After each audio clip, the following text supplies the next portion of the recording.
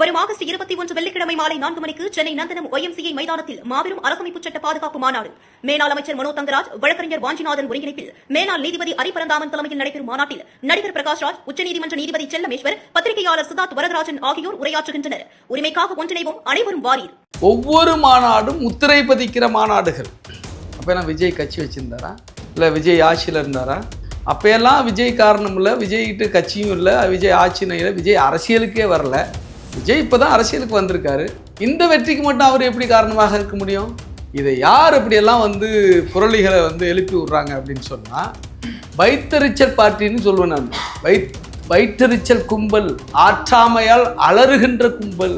நாம் தமிழர் இருக்கிற சாட்டை துரைமுருகன் போன்ற அந்த கும்பலும், இந்த சவுக்கு சங்கர் போன்ற கூலிக்கு கூவுகிற கும்பலும், இவர்களை ஒத்த இன்னும் பல, இன்னும் சொல்லப்போனால் அரசியல் எதிரிகளும் சனாதன சக்திகளும், இவர்கள்லாம் ஒன்று சேர்ந்துக்கிட்டு கதறான் ஐயோ முறையான கூறான். அதெல்லாம் அவங்க வைத்தறிச்சல்ல செய்கிற விஷயம். வந்த கூட்டத்தில் 70% பேர் ஜென்சி இளைஞர்கள், இளைய சமூகத்தை இளம் தலைமுறையை சார்ந்தவர்கள். 17 வயசுலேருந்து 30 வயசுக்குள்ள உள்ளவங்க, 25-26 வயசுல உள்ளவங்க தான். நீங்க அந்த தலைவர் சுத்தி நிக்கிறவங்க யாருன்னு பாருங்க. தலைவர் பேசும்பொழுது தலைவர் எல்லாமே ஜென்சி. இன்னும் சொல்ல போனா இளம் தலைமுறை. எம்ஜிஆருக்கு அப்படி ஒரு ஈர்ப்பு இருந்தது உங்களுக்கு தெரியும், விஜய்க்கு அப்படி ஒரு ஈர்ப்பு இருப்பது உங்களுக்கு தெரியும். ஆனா ஒரு சினிமா பின்புலம் இல்லாமல் ஒரு அரசியல் தலைவருக்கு இப்படி ஒரு ஈர்ப்பு, இப்படி ஒரு மக்கள் மத்தியில் செல்வாக்கு என்பது விடுதலை சிறுத்தைகள் கட்சி தலைவர் எங்கள் அண்ணன் எழுச்சி தமிழரை தாண்டி வேற யாருக்கும் கிடையாது. நான் டிக்ளேர் பண்றேன். கூட்டம் கூட்டப்படுவது என்பது வேறு, கூட்டம் தானாக கூடி தலைவரை நோக்கி வந்தது என்பது வேறு. சரிதானா? உங்களை ஆமோதித்த, உங்களை கொண்டாடிய, உங்களை தூக்கி கொண்டாடிய நபர்களே, மனிதர்களே இன்னைக்கு கொஞ்சம் முகசொலிக்கிறாங்க, புருவங்களை உயர்த்துறாங்க. விசிகா போய் தாவேக்காவோட கூட்டணி போகுதா, என்னப்பா இது அப்படின்னு கேட்குறாங்கல்ல. அவங்களுக்கு உங்களுடைய பதில், உங்கள் மீது அன்பு இருக்கிறவங்க அவங்களாம், அதையும் நான் கூடுதலாக சேர்த்து பதிவு பண்ணிடுறேன். நாங்கள் என்னைக்குமே கொள்கை அடிப்படையில் தான் எந்த முடிவும் எடுப்போம். வேறு எந்த ஆதாயத்துக்காகவும் எந்த முடிவும் நாங்கள் எடுக்கிறது இல்லை. அப்படி இருக்குன்னா எப்போயோ எதுக்கோ எடுத்துகிட்டு போயிருக்கலாம். ஏன் நாங்கள் தாவேக்காவுக்கு ஆதரவு கொடுத்தோம்? ஏன்னா ஏன் திமுகவுக்கு ஆதரவு கொடுத்தோமோ அதுக்காகத்தான் தாவேக்காவுக்கும் ஆதரவு கொடுத்தோம்.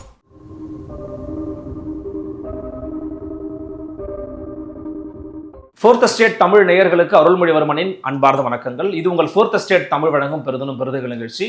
இன்றைக்கு நம்முடைய நிகழ்ச்சியின் சிறப்பு விருந்தினராக இணைந்திருக்கிறார் விடுதலை சிறுத்தைகள் கட்சியினுடைய துணை பொதுச் செயலாளர் மரியாதைக்குரிய திரு ரஜினிகாந்த் அவர்கள். நான் வணக்கம். வணக்கம். எப்படி இருக்கீங்க? மிக்க மகிழ்ச்சி. தமிழ் தேசிய எழுச்சி மாநாடு ஒரு வெற்றிகரமான மாநாடு நடத்திட்டோம் அப்படின்னு விசிகாவின் தொண்டர்கள் தோழர்கள் பயங்கரமாக அதை என்ஜாய் பண்ணுறீங்க. இந்த வெற்றிகரமான மாநாட்டுக்கு காரணம் யாருன்னு நினைக்கிறீங்க? ஏன்னா சில பேர் சொல்கிறாங்க இந்த மாநாட்டு வெற்றி பெற்றதுக்கு காரணம் தாவேக்கா தாங்க, ஏன்னா தாவேக்கா ஆட்சி பிடிச்சதுனால இவங்க ஒரு ஆளுங்கட்சியாக அன்றைக்கி பரிணமிச்சிருக்கிறாங்க அப்படின்னு சொல்கிறாங்க. இல்லை இது விசிகாவினுடைய உழைப்பு, தொண்டர்கள் உழைப்பு, அதன் தலைவரின் உழைப்புன்னு சொல்கிறாங்க. முதல்ல நீங்கள் எப்படி பார்க்குறீங்க ஒரு துணை பொதுச் செயலாளராக? விடுதலை சிறுத்தைகள் கட்சியினுடைய தலைவர் டாக்டர் எழுச்சி தமிழர் அவருடைய பிறந்த நாளான ஆகஸ்ட் 17 அன்று நாங்கள் வருடம் தமிழர் எழுச்சி நாளாக கடைபிடிக்கிறோம். இந்த வருடம் அந்த நாளில் தமிழ் தேசிய எழுச்சி மாநாட்டை நடத்தி முடித்திருக்கிறோம். நீங்கள் மாபெரும் வெற்றி அப்படின்னு சொன்னீங்க. இது மாபெரும் வெற்றி மட்டுமல்ல, பிரம்மாண்டமான வெற்றி. ஒரு மிக பிரம்மாண்டமான வெற்றி மாநாட்டை நாங்கள் நடத்தி முடித்து வெற்றி கழிப்பில் இருக்கிறோம். இந்த மாநாடினுடைய வெற்றிக்கு முழுக்க விடுதலை சிறுத்தைகள் கட்சியும் அதனுடைய தலைவர், எங்கள் தலைவர் டாக்டர் எழுச்சி தமிழரும் மட்டும்தான் காரணம், வேறு யாரும் காரணம் இல்லை. நீங்கள் இதே அளவுக்கான வெற்றி 2023 வெல்லும் ஜனநாயக மாநாடு நடத்தணும். ஆமாம், திருச்சி சிறுகனூர் நடத்தணும். அந்த மாநாடு பெரிய மாநாடா இல்லை இந்த மாநாடு பெரிய மாநாடா என்கிற பட்டிமன்றமே வைக்கலாம். அதுக்கு முன்பு தேசம் காப்பும் பேரணி திருச்சியில் நடந்தது. திருச்சியே திணறி போனது, தேசமே திரும்பி பார்த்தது. இப்படி ஒவ்வொரு நிகழ்வையும் சொல்லிக்கிட்டே போகலாம். கல்வி உரிமை மாநாடு, இரட்டை வாக்குரிமை மாநாடு, தமிழர் பாதுகாப்பு மாநாடு, தமிழர் இறையாண்மை மாநாடு, ஒவ்வொரு மாநாடும் முத்திரை பதிக்கிற மாநாடுகள். அப்போ விஜய் கட்சி வச்சிருந்தாரா, இல்லை விஜய் ஆட்சியில் இருந்தாரா? அப்போயெல்லாம் விஜய் காரணம் இல்லை, விஜய்கிட்ட கட்சியும் இல்லை, விஜய் ஆட்சியும் இல்லை, விஜய் அரசியலுக்கே வரல. விஜய் இப்போ தான் அரசியலுக்கு வந்திருக்காரு. இந்த வெற்றிக்கு மட்டும் அவர் எப்படி காரணமாக இருக்க முடியும்? இதை யார் அப்படியெல்லாம் வந்து புரளிகளை வந்து எழுப்பி விடுறாங்க அப்படின்னு சொன்னால், வைத்தறிச்சல் பார்ட்டின்னு சொல்லுவேன் நான். வயிற்றெரிச்சல் கும்பல், ஆற்றாமையால் அலறுகின்ற கும்பல், இந்த வெற்றியை பொறுத்து கொள்ள முடியாத மிக மோசமான மோசடி பேர்வழியாக இருக்கிற அரசியல் ஆதிக்க சக்திகள் இப்படி வந்து ஒரு செய்தியை வந்து எழுப்பி விடுறாங்க, கிளப்பி விடுறாங்க. அதை பற்றி நம்ம கவலைப்பட வேண்டிய அவசியம் இல்லை. காரணம் என்னென்னா, எங்கள் பலம் எங்களுக்கு தெரியும். இந்த கும்பல் எதை கட்டமைக்க முயற்சி பண்ணாங்க இதுக்கு முன்னாடி அப்படின்னா, 2026 தேர்தலுக்கு பிறகு விடுதலை சிறுத்தைகள் கட்சியுடைய கூடாரம் காலியாகிவிட்டது. விடுதலை சிறுத்தைகள் தொண்டர்கள் எல்லாரும் வந்து தாவேகாவுக்கு போயிட்டாங்க, விஜய் பின்னாடி போயிட்டாங்க.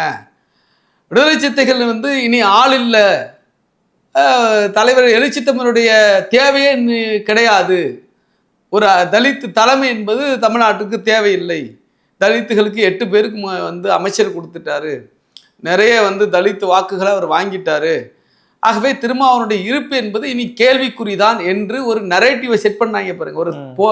ஒரு மாய தோற்றத்தை, ஒரு பிம்பத்தை உருவாக்குனாங்க பாருங்க. அந்த கும்பல் திட்டமிட்டு இது வெற்றி பெற்றதை ஏற்றுக்க முடியல அவங்களா. இப்படியெல்லாம் நம்ம ஒரு கட்டமைப்பு உருவாக்கணுமே, ஒரு தோற்றத்தை உருவாக்கணுமே, பிம்பத்தை உருவாக்கணுமே, இந்த பிம்பம் உடைந்து நொறுங்கி விட்டதே, விடுதலை சிறுத்தைகள் வந்து அசைக்க முடியாத இரும்பு கோட்டை என்று மீண்டும் நிரூபித்து விட்டார்களே என்பதை பொறுத்து கொள்ள முடியாத சக்திகள், ஏற்றுக்கொள்ள முடியாத சக்திகள், விடுதலை சிறுத்தைகள் எதை செய்தாலும் அதில் என்ன குற்றம் குறையை கண்டுபிடிக்கலாம் என்று தேடிக்கொண்டிருக்கிற அற்பர்கள் இப்படிப்பட்ட ஒரு அவதூறை, வதந்தியை, இப்படிப்பட்ட ஒரு போலி பிம்பத்தை மீண்டும் கட்டமைக்க முயற்சி பண்றாங்க. அந்த கும்பல் யார் என்று உங்களுக்கு தெரியும்.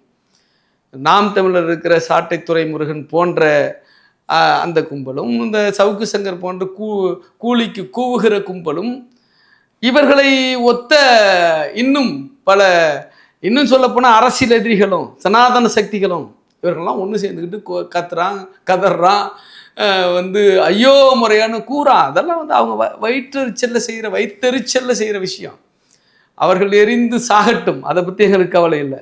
ஆனால் மீண்டும் விடுதலை சிறுத்தைகள் இந்த வதந்தி, இது போன்ற ஒரு பொய் தோற்றமெல்லாம் உடைத்து நொறுக்கி விடுதலை சிறுத்தைகள் மீண்டும் அது எழுச்சி பெற்று நிற்கிறது.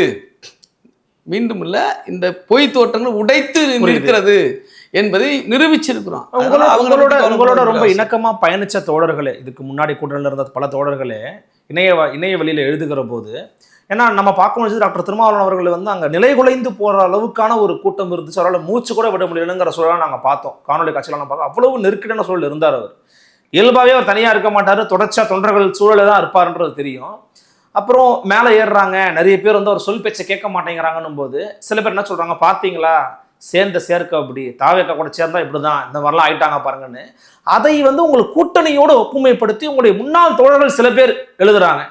அது உங்களுக்கு நெருக்கடியை உருவாக்கலையா? நான் சொல்கிறேன்னா, எந்த நெருக்கடியும் உருவாக்கல. காரணம் என்னென்னா, எங்கள் தலைவர் தொண்டர்கள் மத்தியில் சிக்கிக் கொள்வது இது முதல் முறை அல்ல, பலமுறை சிக்கியிருக்கிறாரு.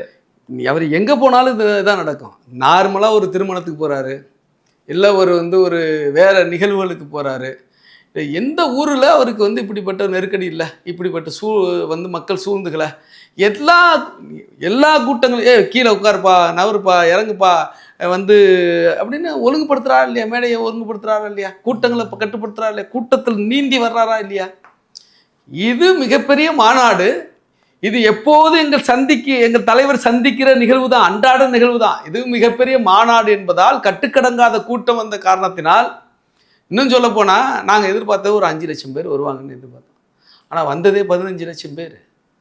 உள்ளே இருக்கிறவங்க கொல்ல முடியாமல் வெளியில் அவ்வளவு கூட்டம், அதே அளவுக்கு கூட்டம். இந்த பக்கம் அதாவது திருச்சி சென்னை ரோட்டில் தான் உளுந்தூர்பேட்டை இந்த மாநாட்டு திடல் இருக்குது.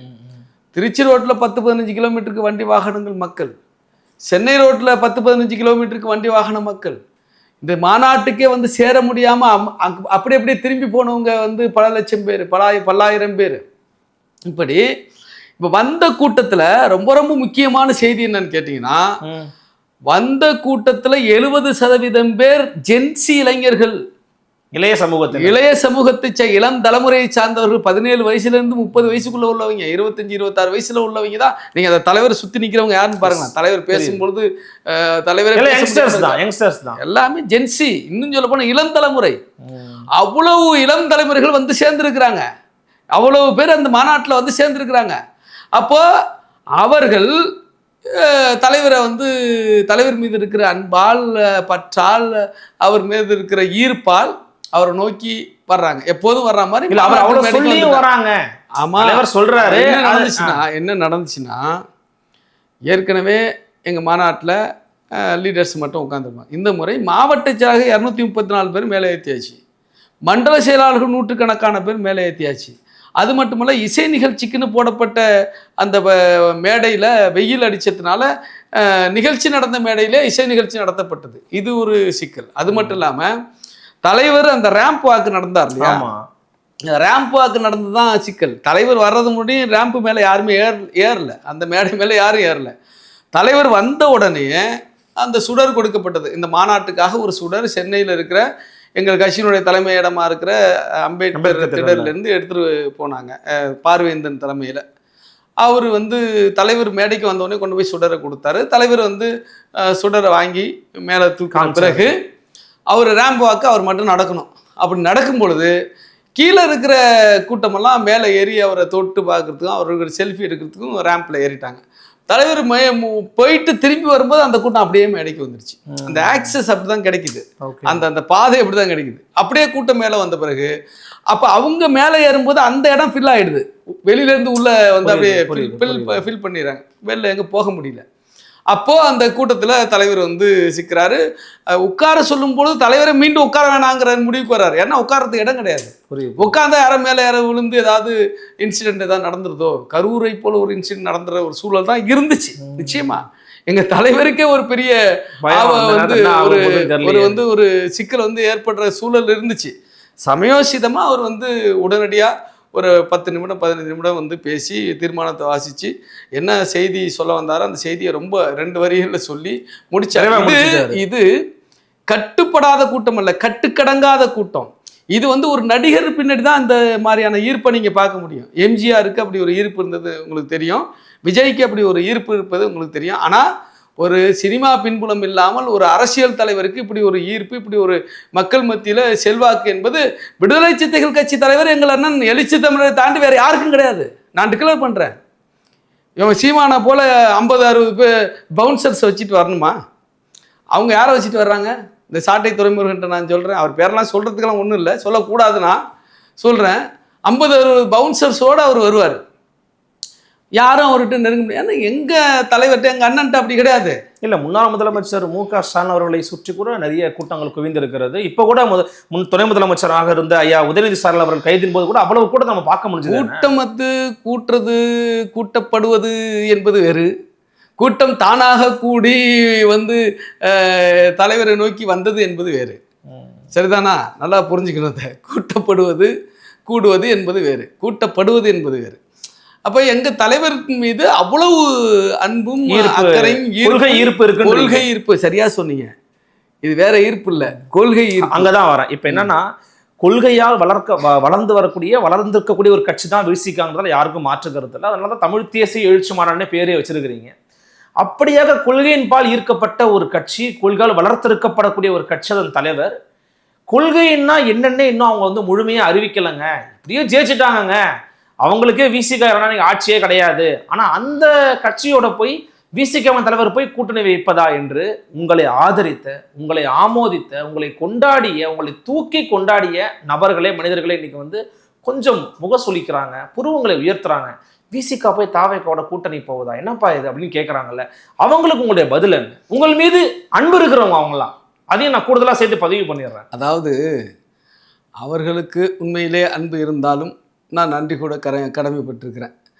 என்னன்னா ஒரே ஒரு விஷயந்தான், நாங்கள் என்னைக்குமே கொள்கை அடிப்படையில் தான் எந்த முடிவும் எடுப்போம். வேறு எந்த ஆதாயத்துக்காகவும் எந்த முடிவும் நாங்கள் எடுக்கிறது இல்லை. அப்படி எடுக்குன்னா எப்போயோ எதுக்கோ எடுத்துகிட்டு போயிருக்கலாம், மத்திய அமைச்சராக கூட ஆயிருக்கலாம். பாஜக எத்தனை முறை அழைச்சாங்களே, வாங்க உங்களுக்கு மத்திய அமைச்சர் தர்றோம், என்ன வேணும் உங்களுக்கு, என்ன கேபினெட் வேணும் தரேன்னு சொன்னாங்களே, பதவின்னா போயிருக்கலாமே. அதிமுக வந்து 2021 தேர்தலையும் 2024 பாராளுமன்ற தேர்தலையும் 26 காத்திருந்தாங்களே, 26லையும் கூட காத்திருந்தாங்களே.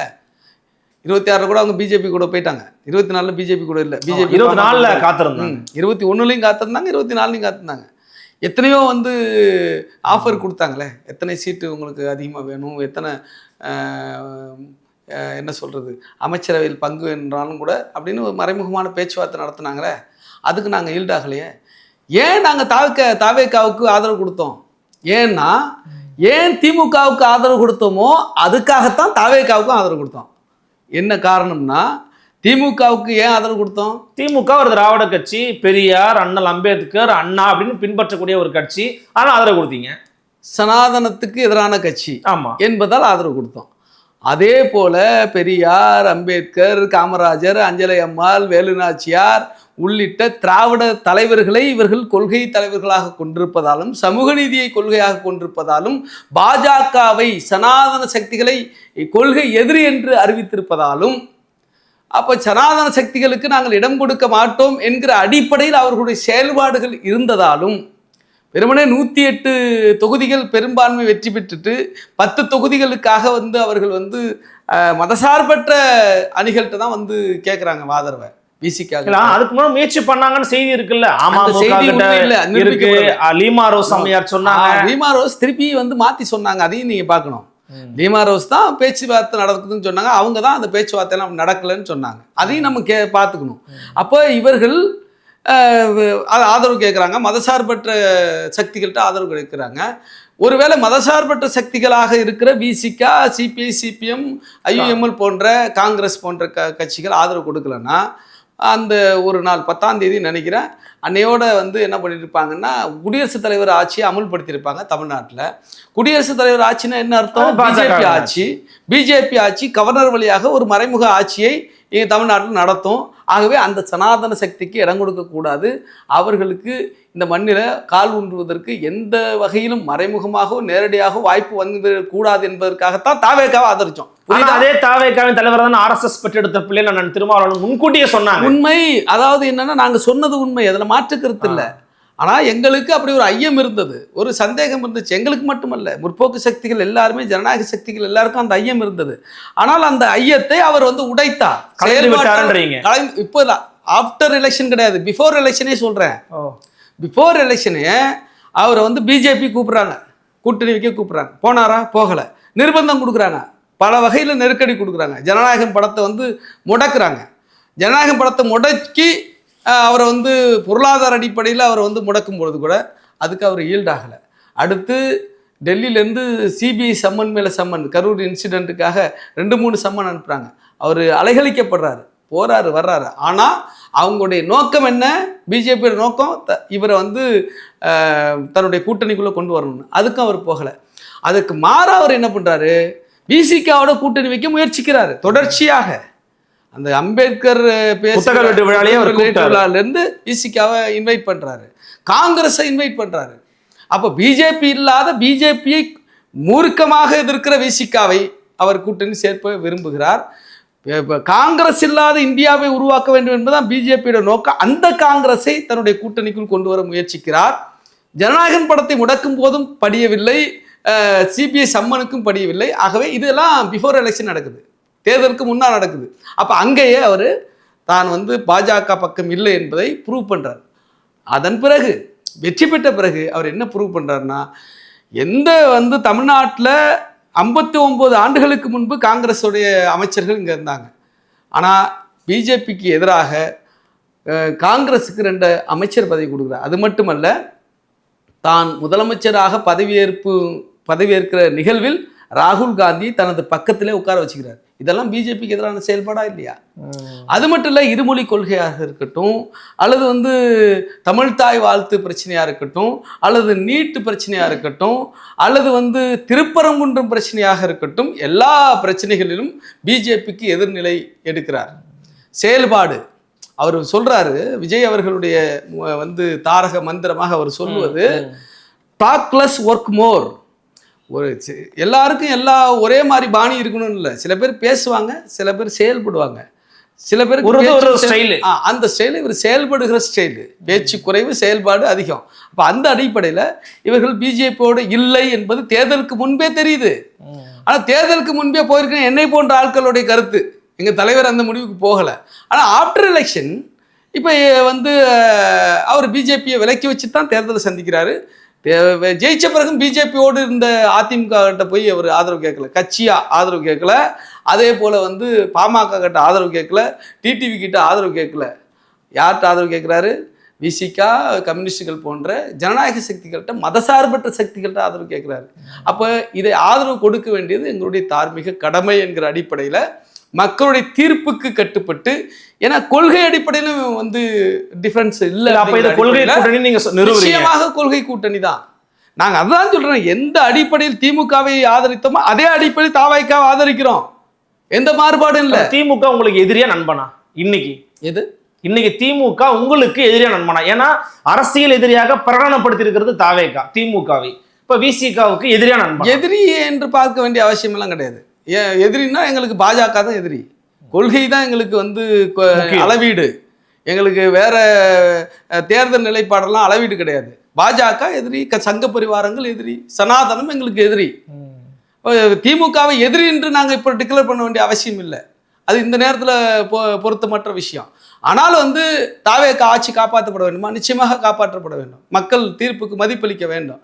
அவர்கள் தாவேகாவை பொறுத்தளவுக்கு தாங்கள் ஏற்றுக்கொண்ட அந்த கொள்கைக்கு, தாங்கள் ஏற்றுக்கொண்ட அந்த நிலைப்பாட்டுக்கு எப்போ நேர்மையாக பயணிக்கும் வரை அவர்களோடு நாங்கள் பயணிப்போம். அதில் எந்த மாற்று கருத்தும் கிடையாது. ஆனால் உங்கள் சொந்த கட்சியில், உங்கள் கட்சியில் இருக்கிற தோழர்களே சில பேர், உதாரணத்துக்கு இப்போ முக்கியமான பொறுப்பில் இருக்கிறாரு ஆலூர் ஷானவாஸ், அவர் சொல்றாரு இது பிஜேபியினுடைய மறைமுக ஆட்சி மாதிரி இருக்குதுங்க, என்னங்க நடந்துகிட்டு இருக்கு, ஒரு சீஃப் செக்ரட்டரியை வந்து ஒரு அப்பீல் கேட்குறாங்க, உடனே வந்து நீடிச்சுட்டாங்க, காலத்தை நீட்டிக்கிறாங்க, இதெல்லாம் போன ஆட்சி நடக்கவே இல்லையங்கன்னு சில காரணங்கள் அடுக்கிறாரு. உங்கள் சொந்த கட்சியில் இருக்கிறவர் பேசுறாரு, தலைவர் அமைதியா இருக்கிறாரு. அதாவது ஷானவாஸை பொறுத்தளவுக்கு அவருடைய நிலைப்பாடு குழப்பம் நிறைந்ததாக, இரட்டை நிலைப்பாடு கொண்டதாக இருக்கிறதா நாங்கள் பார்க்குறோம். இப்போ என்னன்னா, கட்சி தலைவர் எப்படி பார்க்குறாருன்னு தெரியல, ரஜினி என்ன எப்படி பார்க்குறாருன்னு தெரியும், தலைவர் எப்படி பார்க்குறாரு? தலைவருடைய பார்வையில் தான் நான் பேசுவேன் எப்போதுமே. என் பார்வையில் எப்போதும் பேசுறத, என் பார்வையில் பேசினா இது ஏன் பார்வைன்னு சொல்லிடுவேன். தலைவரின் பார்வை, நான் சொல்றது தலைவரின் பார்வை. இன்னைக்கு வந்து உயர்நிலை கூட்டத்தில் தாவேகாவோடு பயணிக்கலாம்னு முடிவெடுத்தது ஷானவாஸும் ஒருவர். ஷானவாஸும் சேர்ந்து தான் வந்து நாம் வந்து அமைச்சரவையில் பங்கெடுக்கலாம் அப்படிங்கிற முடிவை வந்து அவரும் சேர்ந்து எடுக்கிறார். இப்போ சாய்குமார் என்கிற ஒரு நபரை வைத்து மட்டுமே அவருக்கு நீட்டிப்பு கொடுத்தாங்கங்கிற ஒரே விஷயத்தை வச்சு மட்டுமே பாஜகவுடைய மறைமுக ஆட்சி சொல்ல முடியாது. மறைமுக ஆட்சின்னு எப்படி சொல்ல முடியும்? பாஜகவோடைய மறைமுக ஆட்சி நடப்பதாக ஷானவாஸுக்கு தெரிஞ்ச எங்கள் தலைவருக்கு தெரியாதா? எங்கள் கட்சிக்கு தெரியாதா? எங்கள் உயர்நிலை கூட்டத்துக்கு தெரியாதா? அப்படி ஒரு சின்ன ஒரு சிம்டம்ஸ், சின்ன ஒரு சைன் இருந்தாவே போதுங்க, உடனடியாக எங்கள் தலைவர் முடிவு எடுத்துருவார். விசிகா முடிவு எடுத்துரும். அந்த இடத்துல நாங்கள் இருக்க மாட்டோம். பிஜேபி இருக்கிற இடத்துல இருக்க மாட்டோம், பாமக இருக்கிற இடத்துல இருக்க மாட்டோம். அந்த நிலைப்பாட்டில் எந்த மாற்று கருத்தும் இல்லை. இப்போ ஷானவாஸை பொறுத்தளவுக்கு கட்சியினுடைய நிலைப்பாட்டே வந்து அவர் கொஸ்டின் பண்ணுறாரு. அவர் கொஸ்டின் பண்ணுறது தாவேகாவையா அல்லது விசிகாவைன்னு தான் கேள்வி கேட்குறேன். இது தெரியாம தான் விசிகா வந்து தாவேகாவுக்கு சப்போர்ட் பண்ணுதா? பாஜக ஆட்சி நடத்துது மறைமுகமா, அதுக்கு விசிகா சப்போர்ட் பண்ணு சொல்ல வராரா? இவருடைய ஸ்டேட்மெண்ட் யாருக்கு எதிரானது? உங்கள் கட்சிக்கு எதிராக, உங்கள் தலைவருக்கு எதிரானது. ஆகவே வந்து அவருடைய கருத்து வந்து கட்சியின் கருத்து கிடையாது, அவருடைய கருத்து வந்து உயர்நிலை கூட்டத்தின் கருத்து கிடையாது, எங்கள் தலைவரின் கருத்து கிடையாது. அவருடைய கருத்து திமுகவின் கருத்து. திமுகவின், ஆமா, திமுகவின் நிலைப்பாட்டில் தான் அவர் பேசுறாரு, திமுகவுடைய ஸ்டாண்ட்ல நின்று தான் அவர் பேசுறாரு. அப்போ அவர் இந்த கட்சியில இருந்துகிட்டு கட்சிக்கு விரோதமான நடவடிக்கையில் அவர் செயல்படுகிறாரோ என்கிற ஐயம் கட்சிக்கு ஏற்பட்டு இருக்கிறது. அதெல்லாம் மாற்றுக்கிறது. ஆனால் கட்சியின் தலைவர் எதுவும் அதை பத்தி பேசுவார். எங்க தலைவருக்கு ஒரு பண்பு இருக்கு, எடுத்தவங்க ஒருத்தனை எந்த முடிவும் எடுக்க மாட்டாரு. நீங்க பாத்தீங்கன்னு சொன்னாக்கா, எங்க கட்சியில ஏற்கனவே இன்னைக்கு பொது பணித்துறை அமைச்சராக ஆதவ அர்ஜுனா, நாங்க திமுக கூட்டணியில் இருக்கும் பொழுது எங்க கட்சியினுடைய துணை பொதுச் என்னுடைய பொறுப்புல தான் அவர் இருந்தார். அப்படி இருக்கும்பொழுது அவர் கூட்டணி தலைமைக்கு எதிராக பல்வேறு கருத்துக்களை முன் வச்சார், கூட்டணி நலன்களுக்கு எதிராக பல்வேறு கருத்துக்களை முன் வச்சார். எங்கள் தலைவர் பலமுறை அறிவுறுத்தியும் கூட அவர் கேட்கல. கிட்டத்தட்ட 6-7 மாதங்கள், 8 மாதங்களுக்கு மேலே அவர் வந்து அவர் கட்சி நடவடிக்கைக்கு அப்பாற்பட்டு செயல்பட்டார். இன்னும் சொல்லப்போனால் தலைமையுடைய நிலைப்பாட்டுக்கு எதிராக, கட்சியினுடைய வந்து முடிவுகளுக்கு எதிராக செயல்பட்டார். 8 மாதம் நாங்கள் அலோவ் பண்ணோம். அப்போ கூட எல்லாம் கேட்டாங்க மீடியாவுக்கெல்லாம், என்னங்க இவ்வளவு பேசுறாரு, அவர் தலைவர் சொல்லிதாங்க அவர் பேசுறாரு, தலைவர் சொல்லிதான் பேசுறாரு, ஏன் வந்து திருமாவளவன் உடனே நடவடிக்கை எடுக்க வேண்டும்னு திமுக துணை போச்சு ஆராசா ஓப்பனாகவே பேட்டியே கொடுத்தாரு. அதுக்கெல்லாம் நடவடிக்கை எடுக்கல. நாங்கள் இப்போ எங்கள் தலைவர் வந்து அதுக்கு காலங்கள் கொடுக்குறாரு, அறிவுரை சொல்கிறாரு, மாறுவாங்களான்னு பார்க்குறாரு. கட்டுப்படுத்த முடியாத எல்லை மீறுகிற சூழலில் ஒரு நடவடிக்கை தொடங்கப்படுது. இடைநீக்கம் செய்யப்பட்டார். இடைநீக்கம் தான், டிஸ்மிஸ் இல்லை. அவர் ஆதவர்ஜுனா அவர் ஒரு முடிவு எடுத்துகிட்டு போனார். அது மாதிரி தோழர் ஷானவாஸ் அவர்கள் கட்சிக்கு நிலைப்பாட்டுக்கு விரோதமான நடவடிக்கையில் ஈடுபட்டு கொண்டிருக்கிறார் என்பது மாற்று கருத்து கிடையாது. நல்ல தோழர் தான், நல்ல கருத்தியாளர் தான். ஆனால் வந்து அவர் இப்படி பேசி இருப்பது வந்து விசிகாவுக்கு எதிராக பேசுகிறார். அவர் அப்போ அவருக்கு எங்கள் தலைவருக்கு தெரியாத அவருக்கு தெரிஞ்சிச்சுங்கிற மாதிரி பேசுகிறார். எங்கள் தலைவர் தப்பாக ஒரு ஆதரவு கொடுத்துருக்கிறதா அவர் சொல்ல வர்றார். அது இல்லை, திமுகவோட வந்து சூழ்ச்சியில் அவரை சிக்கி கொண்டாரோ என்கிற ஐயம் கூட எங்களுக்கு உண்டு. இல்லை, ஆனால் தாவேகா மீது இருக்கக்கூடிய விமர்சனம் என்ன அப்படின்னா, நீங்கள் பாருங்கள், நேற்றைக்கு கூட இடதுசாரி இயக்க தலைவர்கள்லாம் யார் யார் பட்டியல் கொடுங்கன்னு ஒரு தாசில்தார் சுற்றறிக்கை வர்றாரு.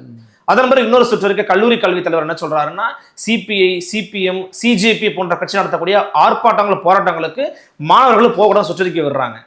இது கிட்டத்தட்ட RSS அஜெண்டாமான ஒரு சுற்றறிக்கை தான். கடும் அழுத்தங்கள், எதிர்ப்புகள் வந்த பிறகு அதை பின்வாங்குறாங்க. இது மாதிரி திமுக ஆட்சி நடந்திருக்குதா? நிச்சயமாக நீங்கள் சொல்கிற இந்த இந்த இந்த சம்பவம் ஏற்றுக்கொள்ள முடியாது. விசிகா கடுமையாக அதை எதிர்க்கிறது, கண்டிக்கிறது, அதெல்லாம் மாற்றுக்கிறது இல்லை. அது உடனடியாக திரும்ப பெறப்பட்டது. ஆனால் ஒரு விஷயத்தை நீங்கள் இதை புரிஞ்சுக்கணும். இந்த இடத்துல வந்து நாம் என்ன சொல்கிறோம்னா, முதலமைச்சர் விஜய்கிட்ட நீங்கள் இதனுடைய இப்படிப்பட்ட ஒரு சுற்றறிக்கை வெளியே வருவதற்கு யார் முதன்மை காரணம் என்பதை கண்டுபிடித்து உடனடியாக அவர்கள் மீது உரிய நடவடிக்கை, இப்போ ஒரு நடவடிக்கை எடுத்திருக்கிறாங்க. இந்த நடவடிக்கையின் மூலமாக இந்த சுற்றறிக்கையில் தமிழக அரசுக்கோ அல்லது முதலமைச்சருக்கோ இந்த சுற்றறிக்கையில் உடன்பாடு இல்லைங்கிறது அவங்க ப்ரூவ் பண்ணிருக்காங்க. எப்படி ப்ரூவ் பண்ணியிருக்காங்க? அதே குஜிலியம்பாளையம் திண்டுக்கல் மாவட்டம் அந்த தாசில்தார், அந்த தாசில்தாரை உடனே அவர் மேல் நடவடிக்கை எடுத்து டிரான்ஸ்ஃபர் பண்ணிட்டாங்க. சென்னை நில அளவை டிபார்ட்மெண்ட்டுக்கு டிரான்ஸ்ஃபர் பண்ணிட்டாங்க. நடவடிக்கை எடுக்கப்பட்டிருக்கு. உடனடியாக இது கவனத்துக்கு வந்த உடனே அந்த ரிவோக் பண்ணியாச்சு, அந்த ஆர்டர் வந்து திரும்ப பெற்றாச்சு. இப்போ இந்த அடிப்படையில் என்ன தோணுதுன்னா, இதுக்கு முதலமைச்சர் விஜய்க்கு சம்பந்தம் இல்லை, தமிழ்நாடு அரசு தாவேக அரசுக்கு தொடர்பு இல்லைன்னு தெரியும். அதே போல் இந்த கல்லூரி செயலாளர் வந்து collegiate directorate of college education இருக்கு இல்லையா, அவர் எடுக்கலையே. அவருடைய சுற்றறிக்கை இதில் போயிருக்குது. கலெக்டருக்கு இதில் நாலேஜ் இருக்குது. இதில் தலைமைச் செயலாளருக்கு வந்து தலைமைச் செயலாளர் தலைமை ஜூலை 18 ஒரு கூட்டம் நடந்ததா சொல்றாங்க. அந்த கூட்டத்துக்கு பிறகுதான் 28 ஜூலை 28 கூட்டத்துக்கு பிறகுதான் இதெல்லாம் நடக்குதுன்னு சொல்றாங்க. அப்படி இருக்கும் பட்சத்தில் அதாவது என்னன்னா, சாய்குமார் ஷானவாஸோடைய குற்றச்சாட்டு, சாய்குமார் வந்து தேர்தல் ஆணையத்தால் நியமிக்கப்பட்டது. தேர்தல் ஆணையங்கிறது ஒன்றிய ஆட்சியின் கையில் இருந்தது. அது ஒரு இண்டிபெண்டன்ட் பாடி இருந்தாலும் அவர் குற்றச்சாட்டை வச்சுக்கலாம். ஏன்னா நமக்குமே அந்த குற்றச்சாட்டு உண்டு. அவரால் நியமிக்கப்பட்டதை எப்படி கண்டினியூ பண்ணுறாங்க தாவேக ஆட்சியில் அப்படின்னா, இப்போ விஜய் என்ன பண்ணியிருப்பார்னா, நான் சொல்கிறேன், அந்த அடிப்படையில் இது நல்ல நிர்வாகியாக இருக்கார், நல்ல நிர்வாக திறமை இருக்குது அப்படிங்கிற அடிப்படையில் அவரை கண்டினியூ பண்ண வச்சுருக்கலாம். ஆனால் அவர்கிட்ட வந்து பிஜேபி சாயல் இருக்குது அல்லது RSS சாயல் இருக்குதுன்னு தெரிய வரும் பட்சத்தில் நிச்சயமாக அவர் மாற்றப்படுவார். அப்படி மாற்றப்பட வேண்டும். அதற்கு உரிய விசாரணையை விஜய் அவர்கள் நடத்தணும். இன்றைக்கி வந்து சிபிஐ மேல் நடவடிக்கை அதை லிஸ்ட்டு கேளுங்க, சிபிஎம் மேல் லிஸ்ட்டு கேளுங்கன்னு விஜய் சொல்லுவாரா? சொல்கிறதுக்கு வாய்ப்பு உண்டா? ஏன்னா அவர்களுடைய ஆதரவோடு தான் ஆட்சியிலே இருக்கிறீங்க. அதுதான் இப்ப என்ன அச்சத்தை உருவாக்குதுன்னா, அப்ப அதிகாரிகள் ஆட்சி நடத்துறாங்களா? திமுக காலத்துல அதிகாரிகள் ஆட்சி ஒரு விஷயம் பண்றாங்க. கரெக்டா சொல்லி இந்த விஷயத்துல விஜய் தாவேகா பிஜேபிக்கு வந்து நபராக இருக்க முடியாது. அதிகாரிகளில் யாராவது இப்படி இருக்கலாம், அதில் கவனமாக இருக்கணும் அப்படிங்கிற கருத்து மட்டும் நம்ம ஏற்புடைய கருத்து. அது திமுக பேர்ல இருந்துச்சு சார். அது திமுக பேர்ல வந்து நம்ம அது அந்த பாப்பா ஸ்ரீமதி இறந்துச்சு, அதுக்கு ஒரு RSSகாரை வந்து கைது பண்ணுறதுக்கு தமிழ்நாடு காவல்துறையை தயாராக இல்லையே. வெங்கவேலே வந்து தவறான அறிக்கையை கொடுத்தாங்களே, முதலமைச்சர் அதை நம்பினாரே, முக ஸ்டாலின் அவர்கள் நம்பினார்ல, அதிகாரிகள் நம்பினார்ல. அப்போ அந்த அதிகாரிகள் நம்பினது தான் பிரச்சனை அங்கே திமுக ஆட்சியிலேயே. அதே மாதிரி அதிகாரிகளை நீங்கள் முழுமையாக நம்பக்கூடாது. விஜய் முதலமைச்சர் விஜய் அவர்கள் தாவேக்கா முழுமையாக நம்பக்கூடாது. அதில் என்ன உண்மைத்தன்மை இருக்கிறது என்பதை நீங்கள் தனியாக ஆய்வு நடத்தணும். அதுக்குரிய ஒரு செட்டப்பை ஒரு சிஸ்டத்தை நீங்கள் உருவாக்கி ஆய்வு நடத்தி இப்படிப்பட்ட ஒரு குளறுபடிகள் ஏற்படாமல் கவனமாக இருக்க வேண்டும் அப்படிங்கிறது தான் இதுக்கு நான் சொல்கிற பதில். மலேசியாவிலிருந்து அண்ணல் அம்பேத்கருடைய உயர் கல்வி தொகையின் மூலமாக உதவித்தொகையின் மூலம் பயின்று கொடுக்கக்கூடிய ஒரு மாணவர் அண்மையில் ஒரு வீடியோ வெளியிட்டு ஒரு பரபரப்பை உருவாக்கி இருந்தார். திமுக ஆட்சி வரைக்கும் ஒழுங்காக வந்துகிட்டு இருந்துச்சுங்க நிதி. இப்போ இந்த ஆட்சி வந்தவர் 2026 இருந்து, ஆட்சின்னு சொல்ல முடியாது, 26 நிதி எனக்கு சரியாக கிடைக்கலான்னு ஒரு ஒரு ஒரு ஆற்றாமல் வெளியிட்டப்பட்ட வீடியோ. அந்த வீடியோவுக்கு மரியாதைக்குரிய மாண்புமிகு அமைச்சர் வன்னியரசு அவர்கள் வந்து பார்த்தீங்கன்னா இந்த மாதிரி தவறான தகவலை திருச்சி பரப்பக்கூடாது அப்படின்னு சொல்லி அந்த மாணவருக்கு எதிராகவே அந்த விஷயம் சொல்லியிருந்தார். அதன் பிறகு அந்த தம்பி இன்னொரு வீடியோ போடுறாரு, அண்ணா ஏன்னா இப்படி வந்து பொய் சொல்றீங்கன்னா நான் உங்கள்கிட்ட கேட்கலான்னு கேட்குறாரு. இது இப்படி டீல் பண்ணியிருக்கணுமா? நீங்கள் உங்கள் கட்சியினுடைய முக்கியமான பொறுப்பில் இருக்கிறாரு, தமிழ்நாட்டின் அமைச்சராகவும் இருக்கிறாரு. இது உங்கள் மீதான ஒரு பார்வையே மாத்துது. ஆட்சிக்கு போயிட்டா வேற மாதிரி பேசுறாங்கப்பா விசிகா அப்படின்னு வருது. பார்வையை மாற்றுவதற்கான முயற்சி நடக்குது. பார்வையை வந்து மாற்ற முடியாது. அதில் என்ன உண்மைங்கிறத தெரிஞ்சுக்கிட்டாங்கன்னா மக்கள் தெளிவாயிடுவாங்க. அதில் நடந்துகிற விஷயம் என்னன்னு கேட்டிங்கன்னா, அதாவது அடிப்படையில் பட்டியலினத்தை சார்ந்த எஸ்சி எஸ்டி மாணவர்களை அயலகம் சென்று வெளிநாடுகளில் போய் அங்கே இருக்கிற யூனிவர்சிட்டியில் படிக்க வைக்கணும், அதுக்கு நிதி வந்து அரசு ஒதுக்கணும் அப்படிங்கிறது அம்பேத்கர் கொண்டு வந்த திட்டம். ஆமாம், அம்பேத்கர் கொண்டு வந்த திட்டத்தை தமிழ்நாடு அரசு வந்து செயல்படுத்துனுச்சு. இப்போ 20 ஆண்டுகளாக இது செயல்பாட்டில் இருக்குது. இன்னைக்கு நேற்று இல்லை, பல ஆண்டுகளாக இருக்குது. ஆமாம், 20 ஆண்டுகளாக இருக்குது. 20 ஆண்டுகளில் வெறும் 9 பேர் தான் அப்படி வெளிநாட்டில் போய் படிச்சிருக்காங்க.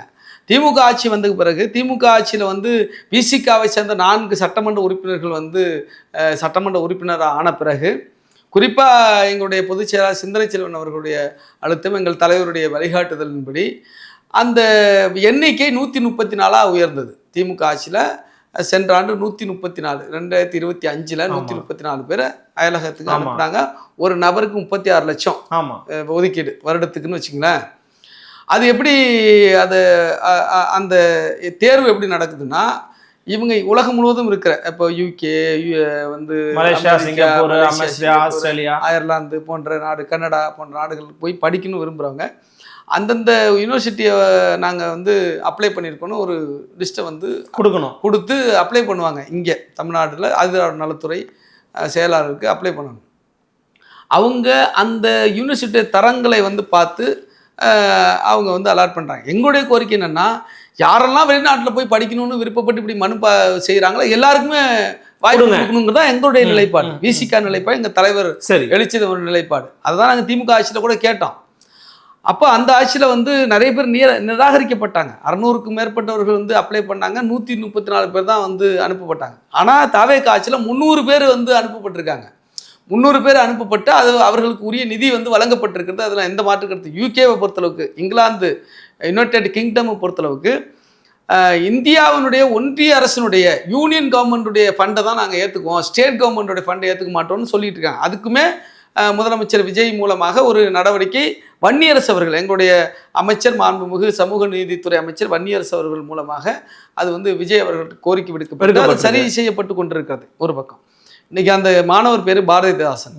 பாரதிதாசன் திருவண்ணாமலை மாவட்டத்தை சார்ந்தவர். அவர் இப்படி ஒரு குற்றச்சாட்டை வைக்கிறார், எனக்கு வந்து நிதி வரல. அது வந்து முழுக்க முழுக்க தவறான குற்றச்சாட்டு. அவரும் ஒரு பட்டியலினத்தை சார்ந்த மாணவர் தான். ஆனால் அவர் வந்து பிஹெச்டி பண்ணுறாரு, நேஷ்னல் யூனிவர்சிட்டி ஆஃப் மலேசியாவில் பிஹெச்டி பண்ணுறாரு. அந்த பிஹெச்டிக்கு அவர் அப்ளை பண்ணி 36 லட்சம் ஃபஸ்ட்டு அமௌண்ட் வாங்கிட்டார். பிறகு வந்து 12 லட்சம் இந்த வருஷம் வாங்கியிருக்கிறார். இதுவரையும் மொத்தமாக 48 லட்சம் அவர் வந்து வாங்கிட்டார். அங்கே ஃபீஸ் வந்து 5 லட்சம், பாக்கியெல்லாம் இது பண்ணுறதுக்கு எல்லாத்துக்கும் 48 லட்சம் வாங்கியிருக்கிறாரு.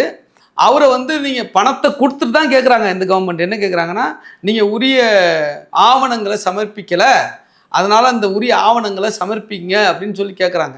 அவர் இதுவரையும் ஆவணங்களை சமர்ப்பிக்கல. அதற்காக ஃபண்டு நிறுத்தப்படலை.